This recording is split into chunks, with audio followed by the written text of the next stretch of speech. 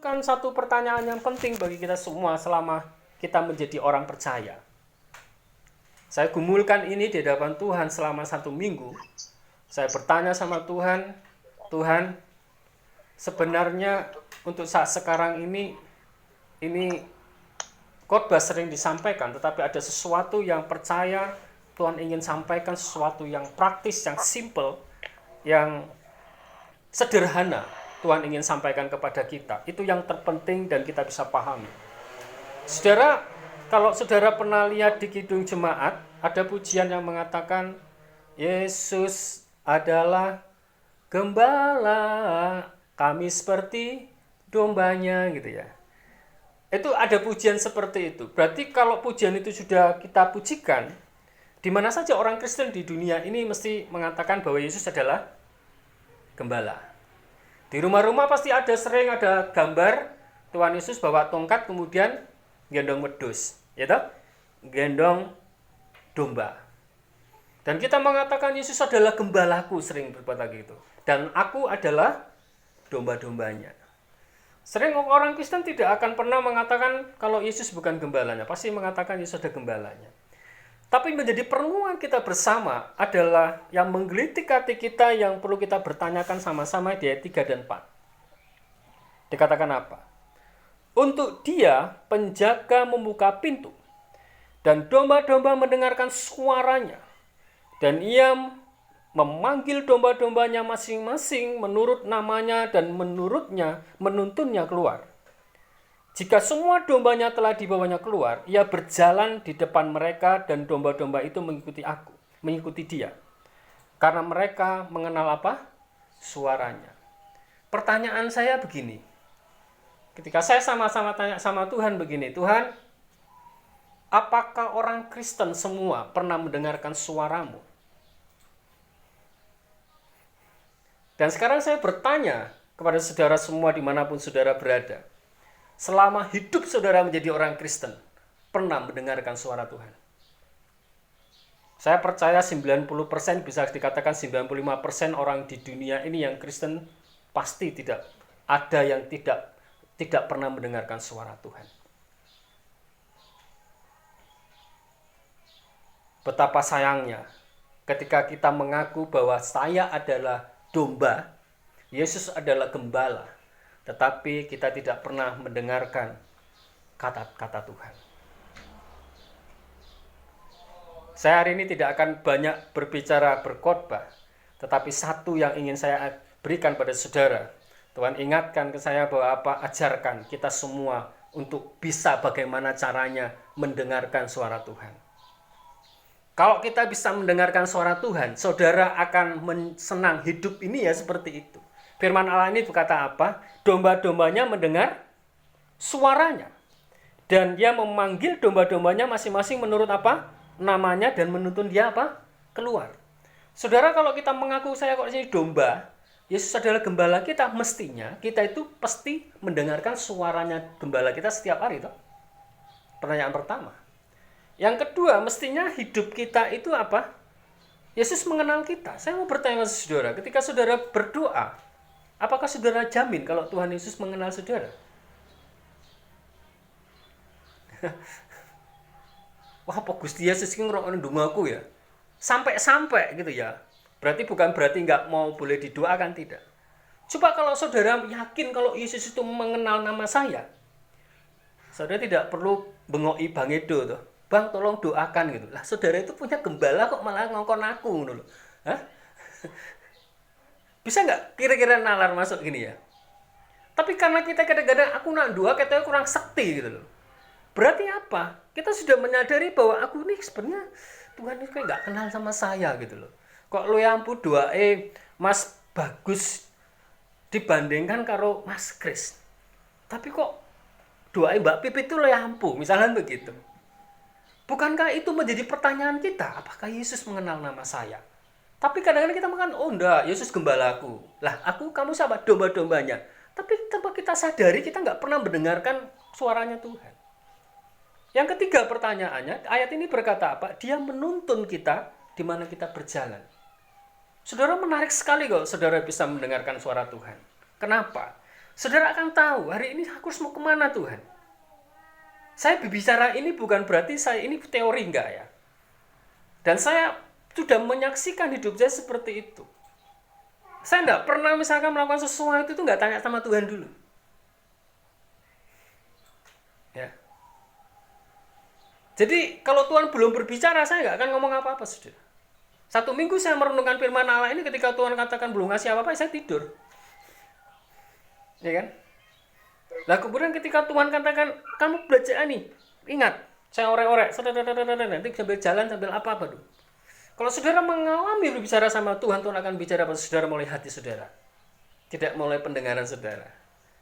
Ketika kita mau berjalan ke kiri, Tuhan aku harus ke kiri atau ke kanan? Tuhan aku mau ke kanan. Tuhan katakan jangan, kamu ke kiri. Ya kan? Tuhan ini harus aku ngomong apa? Kamu jangan bicara, wis meneng wae. Ya kan? Tapi tiba-tiba Tuhan suruh kamu ngomong ini. Wis tak mau ngomongi. Ngomong gini, ngomong. Ini pengalaman saudara. Lah bagaimana kita bisa mengalami seperti itu kalau memang kita bisa mendengarkan suara Tuhan? Hari ini Tuhan nggak mau suruh saya khotbah macam-macam. Kamu ajarkan itu aja dulu katanya gitu. Karena itu penting. Lah kita jadi orang Kristen nggak pernah dengarkan suara Tuhan itu. Katanya gembala kita. Lah panjenengan kalau angon wedhus pernah ndelok orang angon wedhus enggak? Ya? Apa wedhus iku ketoke nek sing angon, tapi wedhus tekan dindi ngono kan. Tapi nek ngomong, "Loh, Dos, kowe iki diangon sapa?" "Kae." "Lah kowe kok tekan kene?" "Lah, kowe dibengoki karo tek tukang angonmu." "Lah aku ora krungu kok." Berarti kadang-kadang kita itu seperti itu. Kadang-kadang saya sering guyon sama teman-teman saya. Iki pujiannya kualik enggak? Ya kan? Yesus ya kan? Yesus adalah gembala, aku adalah dombanya. Ya. Sekarang yang sering ngikut Tuhan Yesus ngikut kita, apa kita ngikut semua Tuhan Yesus? Hah? Coba saudara ketika tiap pagi mau ngapain gitu mesti aku ngene iki, aku ngene iki, aku bariki aku rene, aku bar iki bagus sebenarnya, planningnya bagus. Selain aku mau gini, aku seperti gini. Saya mau bertanya. Saudara tanya sama Tuhan dulu enggak? Lupa toh? Enggak pernah tanya. Lah itu penting. Mulai sekarang ini satu. Bagaimana kita bisa menggenapi firman Allah ini? Bagaimana supaya firman Allah ini hidup di dalam hidup kita? Saya ingin saudara ke depannya tidak menjadi orang Kristen yang biasa-biasa. Ya. Habis dengan ritual. Ya. Habis dengan tata cara. Ya.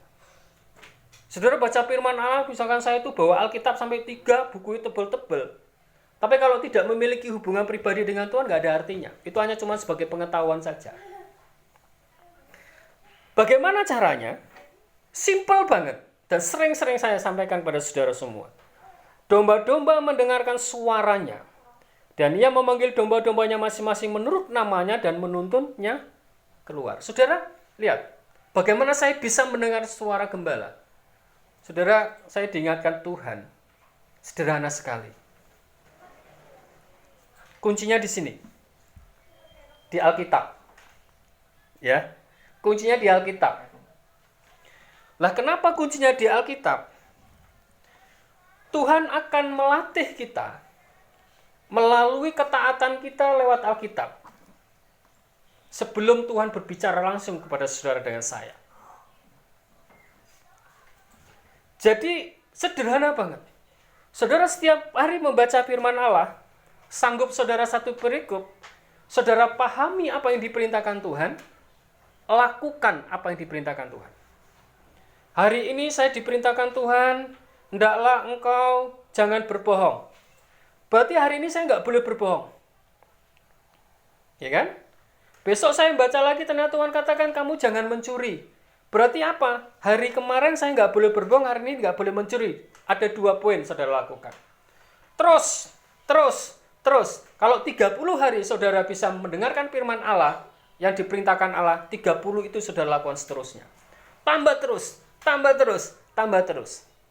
Lama-lama saudara akan peka dengan suaranya Tuhan. Lah, kenapa harus seperti itu? Saya mau bertanya pada saudara. Siapa yang memberitahu panjenengan kalau mencuri itu berdosa? Dari mana Bapak Ibu tahu kalau mencuri itu berdosa? Dari mana? Dari Alkitab toh? Benar kan? Iya. Ini adalah aturan Tuhan yang standar kita gunakan. Selama kita lalai sekali. Saya kadang-kadang sedih kalau melihat ada orang itu suruh baca Alkitab gitu kan. Terlalu banyak alasan. Kemarin saya misalkan berdebat sama, nggak debat sih. Cuma saya ngomong sama Theo. Theo, kamu katanya puasa. Tapi kok main game terus? Puasa itu dibarengi sama baca firman Allah. Wah, saya nggak bisa Pak, kayak seperti Papa misalkan baca firman terus, firman Allah terus. Sudah, saya diem. Ya kan, kenapa? Karena pemikirannya ketika orang suruh baca firman Allah itu seperti orang kayak suruh macul gitu ya. Ya. Padahal kalau kita itu baca firman Allah, kita sedang berbicara kepada Tuhan, kepada Roh Kudus. Ya. Bagaimana saudara tahu kalau berbohong itu berdosa? Dari Alkitab toh? Itu standar-standar hidup yang kita lakukan lebih dulu. Tapi nanti pada saat kita setia melakukan itu, ada satu titik nanti Tuhan katakan apa? Saudara akan dipimpin Tuhan dalam setiap hari. Saudara masak saja akan dikatakan Tuhan. Tuhan, kalau saudara ngomong Tuhan, aku kime masak opo hari ini? Ini ada kangkung sama sawi. Ya? Tuhan akan kasih tahu. Kangkung aja. Oh, apa Tuhan sampai sepele seperti itu? Iya. Karena dia adalah gembala kita. Tuhan sebenarnya datang ke dunia ini dikatakan apa dia 10. Dia datang untuk memberi kita apa? Hidup, dan hidup penuh dengan berkelimpahan. Ya. Inilah yang sebenarnya harus kita miliki sebagai orang Kristen. Tapi nggak tahu pada saudara pingin nggak? Misalkan setiap hari tahu Tuhan ngomong pada kita. Saya kira pingin ya. Hah? Enak aku nak dikongkon Tuhan, aku harus kanan apa kiri yo? Kanan. Mau kiri apa kanan? Ya wis kowe iki menengae. Gitu, ya. Harus dimiliki. Sayang, hidup jadi orang Kristen tidak mengalami seperti ini. Jangan bicara soal usia, Tuhan aku usia aku sama ini. Enggak, Saudara. Ya, percaya. Ya. Tidak urusan sama usia, saudara ya. Tidak urusan dengan usia. Kalau saudara mau taat, Tuhan akan tambahkan usiamu. Tuhan akan berikan kekuatan bagimu. Ya. Nah, ini janji Tuhan. Harus bisa. Lakukan ini. Lakukan ini, saudara. Apa cuma itu pesannya? Iya, saudara. Pesannya cuma itu. Habis ibadah ini, baca firman Allah. Ketika Tuhan perintahkan, lakukan. Besok tambah lagi, berarti ada 2. Besok ada 3. Lakukan. Saudara, hati saudara akan terus diperbarui. Dan ketika saudara peka dengan firman Allah, Tuhan akan berbicara pada saudara. Kamu jangan ke sana. Kamu jangan ke sana. Kamu jangan belok sana. Kamu jangan belok sini. Ya. Anak-anak saya itu kalau sedang saya ngomong takut mereka semua. Tanya Stephen yang ada di sini. Ya kan? Kalau saya sudah bilang jangan, mereka nggak berani. Kalau saya bilang lakukan, nggak pernah tanya. Pasti mereka tahu jawaban Papa pasti sudah ditebak. Ini tanya saksinya ada di sini. Pak, saya begini. Jangan. Udah, dia itu nggak debat. Karena mereka tahu. Ya. Indah sekali ketika kita tahu seperti itu, saudara. Dan ini saya mau bagikan bagi saudara semua. Kenapa baca firman Allah begitu luar biasa? Saudara lihat ketika saya baca firman Allah, saya tidak akan pernah berhenti kalau Tuhan tidak suruh berhenti. Saya baca firman Allah itu dengan nggak mungkin dalam batin, ngomong. Sampai kuping saya dengar. Ketika Tuhan suruh berhenti, saya berhenti. Ketika saya mengatakan berhenti, oh ya oke, berhenti. Dan ketika asik baca firman, baca terus. Apa yang saya dapat hari ini? Oh ini Tuhan, saya harus rendah hati di depan Allah. Ya. Ini lakukan. Setelah ibadah ini, baca firman Allah, lakukan. Lakukan. Lakukan. Lihat nanti. Ya. Nah, ini belum ada praktek yang lain. Saudara tertarik, nanti saya ajarkan saudara bagaimana bisa berkomunikasi dengan Tuhan setiap hari. Ya. Tapi lakukan ini dulu, pelan-pelan. Saudara akan, firman Allah hari ini akan digenapi bagi saudara semuanya. Apa dikatakan sana? Ia mendengarkan suaranya dan apa?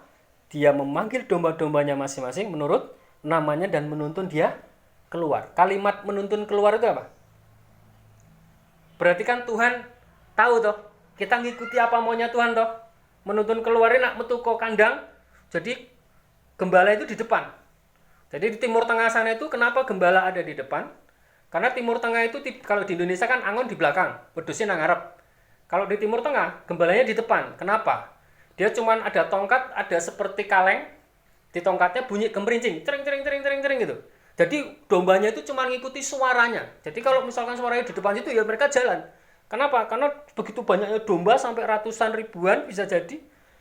Karena di Timur Tengah itu pasir, kalau dombanya jalan banyak ini toh. Banyak debu.